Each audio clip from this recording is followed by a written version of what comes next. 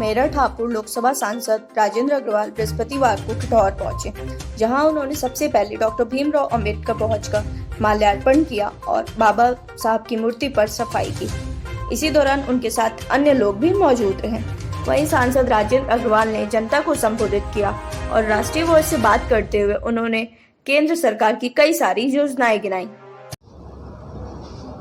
आज आप किस आए हैं, क्या कार्यक्रम बता दीजिए। भाई हमारा जो है 17 सितंबर जो माननीय मोदी जी का जन्मदिन है, उससे लेकर के गांधी जी के जन्मदिन 2 अक्टूबर तक का सेवा पखवाड़े का कार्यक्रम चल रहा है। उसमें हमने विभिन्न प्रकार के कार्यक्रम किए हैं, जनसंपर्क किया है, स्वच्छता के कार्यक्रम किए हैं, हमने जो है आयुष्मान भारत के जो कार्ड है उनको बनाने का काम किया है, हमने स्वास्थ्य शिविर लगाए हैं।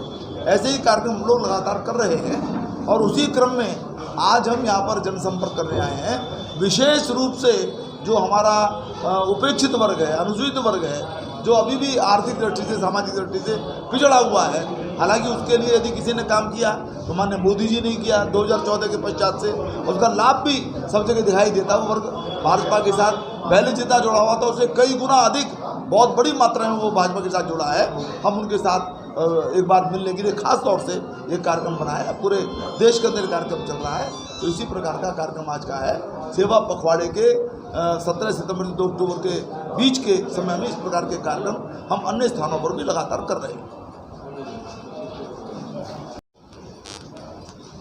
हमारे यहाँ के प्रवासी कार्यकर्ता जनपद के,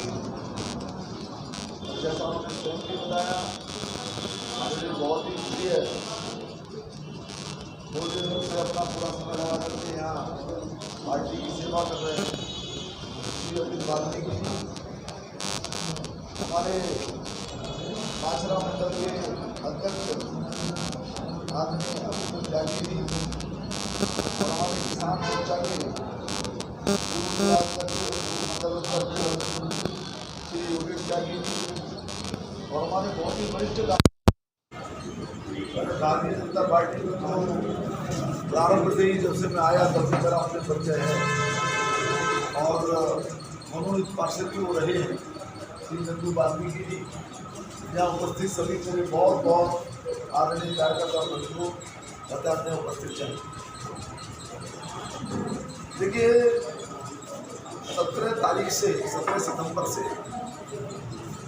2 अक्टूबर तक ये जो 15 दिन का पा है, 17 सितंबर को माननीय जी मोदी जरूरी है और 2 अक्टूबर को जैसा हम जानते हैं ये जो बापू के जन्मदिन जो पखवाड़ा है, इसके बीच का पूरा इसको पार्टी ने सेवा पखवाड़ा के रूप में मनाने का तय किया।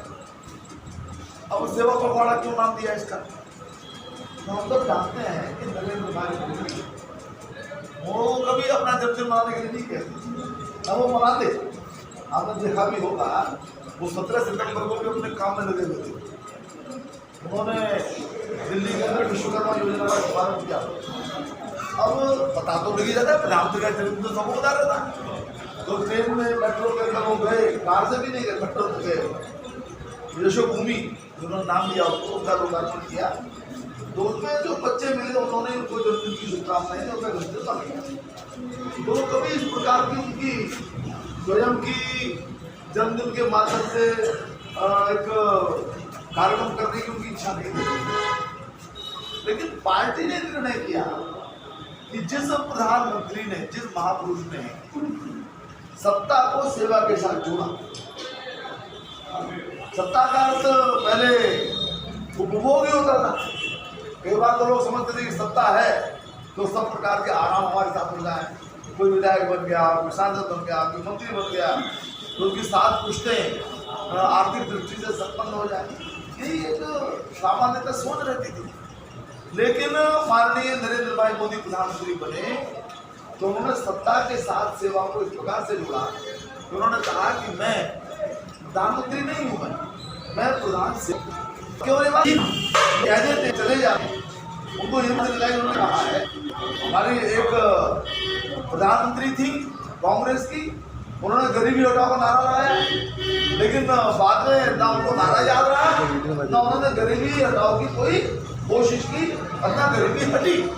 तो लोग कहते थे चले जाते, लेकिन मोदी जी ने जब ये बात कही कि मैं प्रधान सेवक हूँ, आपने भी देखा है, सारे देश ने देखा है, सारी दुनिया ने देखा है कि प्रधानमंत्री बनने के बाद के पिछले 9.5 वर्षों में हमारे इस प्रधानमंत्री जो प्रधान सेवक हैं, उन्होंने सेवा धर्म को इस आग्रह के साथ निभाया है कि 4 दिन का भी अवकाश उन्होंने दिया।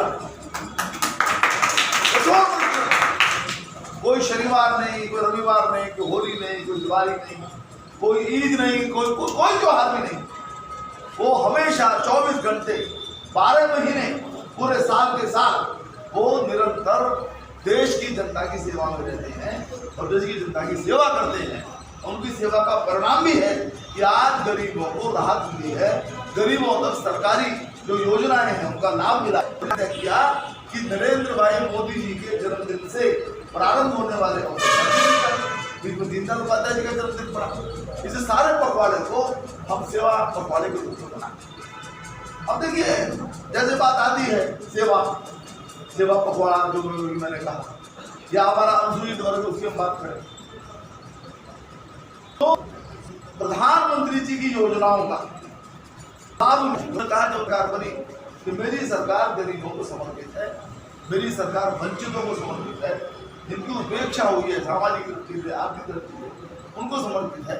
मेरी सरकार महिलाओं को, गांवों को, किसानों को है, युवाओं को समर्पित है। तो जिस प्रकार से उन्होंने अपने प्रधान सेवक होने की बात को कठोर परिश्रम के साथ आया, उस प्रकार से गरीबों की सेवा करने के काम को भी उन्होंने प्राथमिकता पर रखा है। अगर उदाहरण बहुत सारे हैं, एक उदाहरण देता हूँ। उन्होंने जनधन खाते खोले, हमें सिर्फ कोई लोगों के खाते नहीं, और जनधन खाते उसकी जिनकी जो एक नया पैसा नहीं है, तो किसी के पास पैसा है वो शहर में खाता खुलवा ले, मेरठ में खुलवा ले, गाजियाबाद में खुलवा ले, दिल्ली में खुलवा ले, और ज़्यादा पैसा हो तो अमेरिका में, स्विट्जरलैंड में खुलवा ले। लेकिन जिसके जेब में पैसा ही नहीं है उसको तो बैंक वाले का भैया तू यहाँ क्यों आया। लेकिन प्रधानमंत्री जी ने कहा कि नहीं, इस प्रकार के जिनकी जेब में पैसा नहीं है, इस प्रकार के गरीबों के भी खाते बैंकों में खुलेंगे, और खाते खुले। आदेश है प्रधानमंत्री की योजना है। आपको जानो भाई, पहले साल में लगभग 11 करोड़ की, और अब तक कितने खाते खुल चुके हैं? 50 करोड़ का आंकड़ा ये खाते पार कर चुके हैं। 50 खाते फायदा क्या होगा?